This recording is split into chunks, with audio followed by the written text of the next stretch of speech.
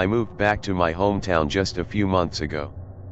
My time in California was amazing: the vineyards, the mountains, the amazing produce, the roar of the Pacific cascading onto the rocky cliffs below CA1, blanketing the calls of sea lions, unseen, but omnipresent. The landscape was a welcome shock from the flatness of home, and my time, like those peaks and rolling foothills, was the grand adventure I had only hoped it could be. I cherished the people I met, and the overall life experience I had, but the truth was clear. I missed home. The traffic and cost of living left me on edge, and I badly longed for the tranquility and comfort that my sleepy coastal town brought. That's where this story begins, at the start of a return home to peace, at the start of 2020, a year with so much promise and expectation for us. My wife and I bought a house less than 2 miles from where I grew up, in a town covered by the tall swaying pines of a maritime forest. The house was our dream. After renting a small apartment that cost a large fortune, we were delighted to buy a 4,000 square foot Victorian on a large piece of wooded land that sat at the end of a private lane near a creek running toward the sea. Sure, the place was old, and required a great deal of work, but we were happy with the privacy, space, and unbelievable price, a significant discount from our rent in California. There are a handful of memorable incidents leading up to us scrambling to find a realtor and putting the place back on the market today, at a discount, now, in the midst of a global pandemic, when no one wants to go house hunting or move. I am sure there were other incidents over these few months that went unnoticed, as happens, when attentions are paid elsewhere, but these are all I can recall as I sit here, hungover, attempting to document the situation. We spent the first week in our new house getting most of the furniture we brought with us in place. It wasn't a very big job, considering the lack of space we had in California, and we were looking forward to shopping for items to fill rooms in the themes we had always discussed when the time came to do so. By our first full weekend in the new house, I found that most of the heavy lifting was complete and the chores that remained required my wife's meticulous nature to manage the proper way. So I wisely retreated to the backyard to begin raking leaves that had accumulated over the months since the previous owners had left. There wasn't much to the yard. The property very quickly became thick woods, but I had vision of laying down sod in the spring and having some grass for Rochambeau, my faithful golden retriever, to lay on. We had a magnificent back deck that stretched out high and prominent from the house, with stairs leading down to my planned patch of green. Lattice surrounded the deck, and thick ivy engulfed it in such a fashion that concealed the underneath. The workmanship was not perfect though, because Rochambeau was quick to find openings that granted him access to the dark, earthy underworld that immediately became his go-to hangout and left him smelling of mushrooms and moss. On this particular occasion though, Rochambeau, my typically strong and silent companion, lost his ever-loving shit while hidden under the deck.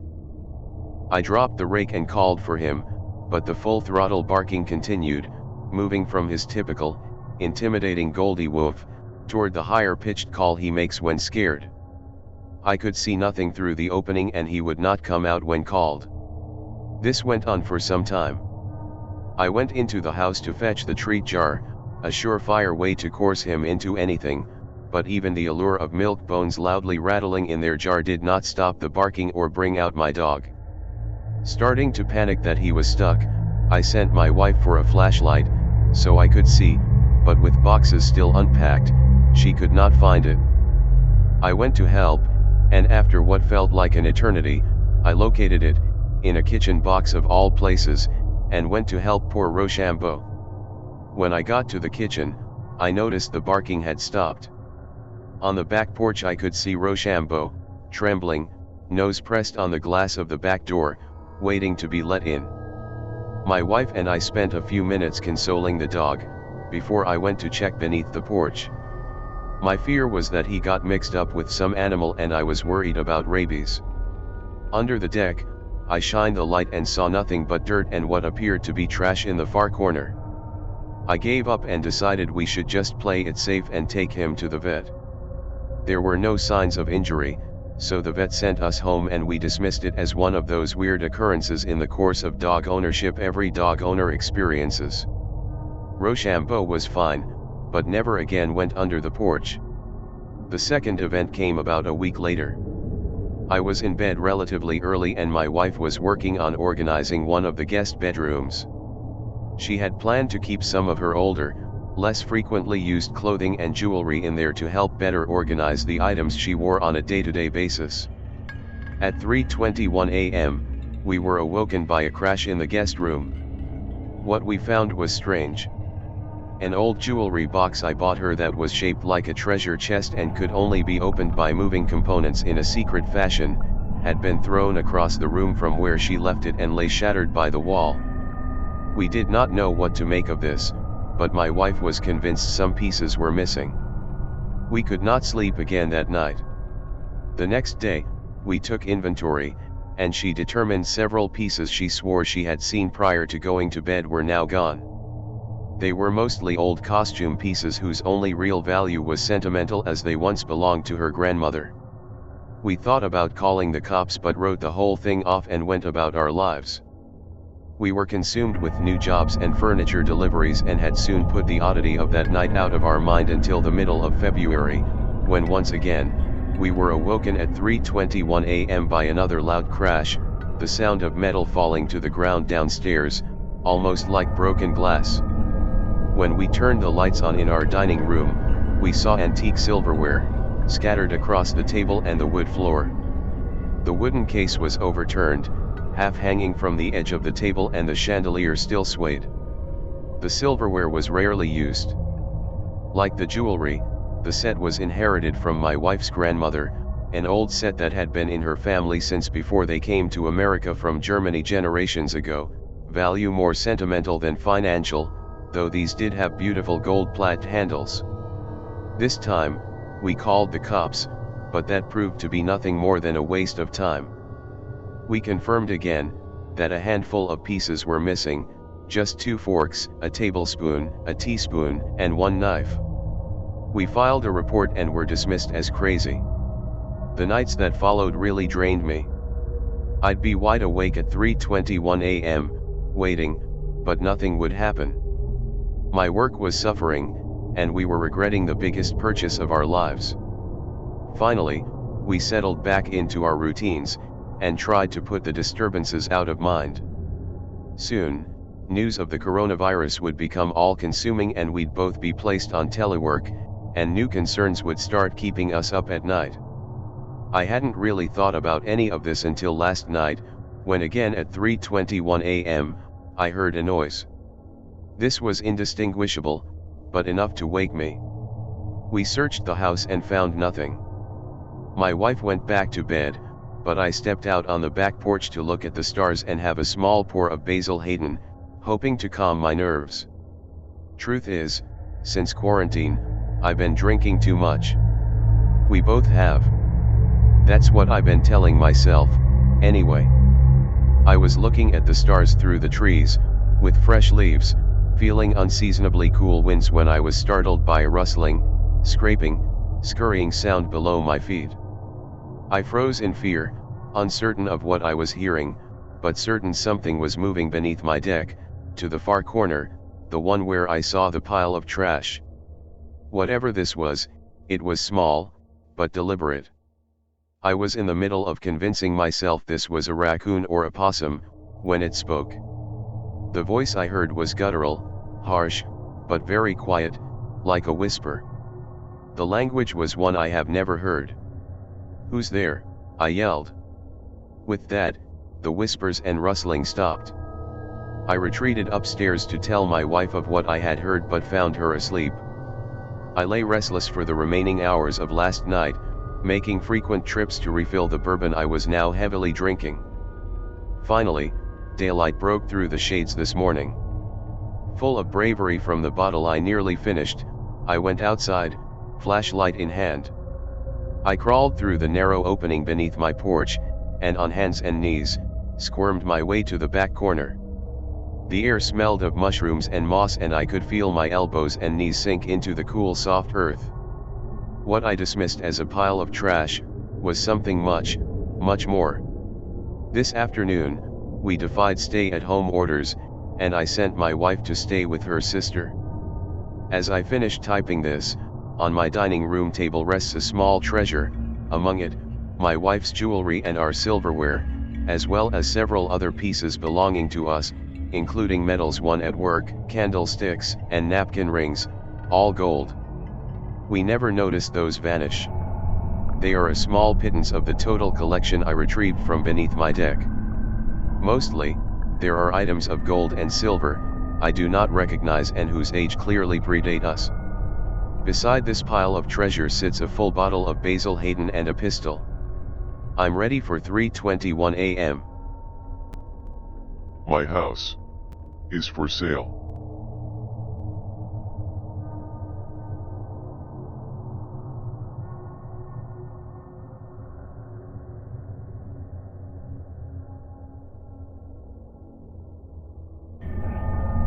I thought I was crazy after thinking about it, but my brother and some after-school friends remember it too. When I was in 4th grade I went to school with my two brothers. One was younger and one older. Our school had this after-school program. This day was a Friday in the spring, so our coordinator decided to have an all-outside day. I was messing around with some friends whose siblings were also 6th graders. During this time my brother had gotten the idea to jump the fence because they had thrown their ball over the school fence. Me and the other 5 4th graders who were there left because it was too boring for us to stay. About an hour later I had gone into the building to go to the bathroom and was there about 5 minutes. But when I came out, all of my friends came up to me and dragged me out to the school field where the older kids were. My older brother saw me and pointed at a red blanket on the ground that was on the other side of the fence. I was really confused until he said, "There's a lady with a knife over there." I thought he was lying and turned to his friend George. "He's not lying, we saw her. She had black hair with blood in it, and her eyes looked really tired," he said, backing up my brother. "You guys are such liars." I yelled at them and walked to hang out with my group leader while they just watched me walk away. I hung out with her for the next 2 hours playing tag with the other 4th graders as they all left. By this time it was already 5:30, meaning we had to go into the cafeteria to eat dinner. I helped give out fruit cups to everyone. After we went to sit down and went to play slapjack for about 20 minutes until my mom called me telling me to grab my brothers and go outside. We were allowed to do this because the coordinator knew we had to go home and couldn't leave, so she let us wait outside. When we got outside my older brother started dragging me and my brother away from the front of school past the fence where we would normally meet our mom. But instead of stopping he let go of our wrists and walked near the red blanket. I thought he was trying to scare me, so I told my little brother to stay at our spot and began walking after him. When he was almost there he took his backpack off and put it in front of him defensively. Thinking he was trying to scare me, I was about to turn back when he got there, but I saw a lady jump from the blanket. That is something I will never forget. The lady had long black hair with blood sticking to her neck, bright blue eyes that looked like they were shining, a gray short-sleeve shirt with those poof shoulders. She had a semi-long white skirt on, a huge gash on the back of her head. Her bottom lip was slit and bleeding. Her arms and legs were filled with stitches seeming to hold them together, and a large kitchen knife in hand. I saw her lunge at my brother with the knife. It landed straight in the center of his backpack where his neck would be. He turned to me and we bolted, only hearing the faint raspy coughs and then the pulling of some grass. Right on time my mother pulled up when me and my brother made it back to the car, gasping for breath. We piled into the car, my younger brother looking at us confused but then shrugging it off. As we left I looked out my window, which was facing the small elementary school. I looked at the sidewalk and saw the red blanket. I froze. Once we passed I saw her lift her head and wave goodbye to me, with a huge smile on her face. The next day I was going to help with a Saturday program we had at the school because me and my old friend Jessica had gotten asked to help. My dad dropped me off at the edge of the school, waved goodbye to me and drove off. I hesitated to look forward in fear the blanket would be there with the woman waiting to jump out at me. But when I looked, there was nothing but a small clump of hair stuck together with what looked like blood. I ran towards the front and tried to forget about it, and managed to forget for the 3 hours I was there. So after I was walking to the corner with my friend, when we were walking I remembered the hair and began walking faster to make sure I wasn't seeing things. When I got there was nothing and I sighed. My friend caught up and turned to me and asked if I saw the fence. I shook my head and turned to the fence to see a big part of it cut out. There was repairmen there the next day to fix it while the staff called me and some other kids in to see if we knew who did it. None of us had. The next week my other friend, Kaylee, came up to me, looked me dead in the eyes and said, "Have you met the woman under the red blanket?"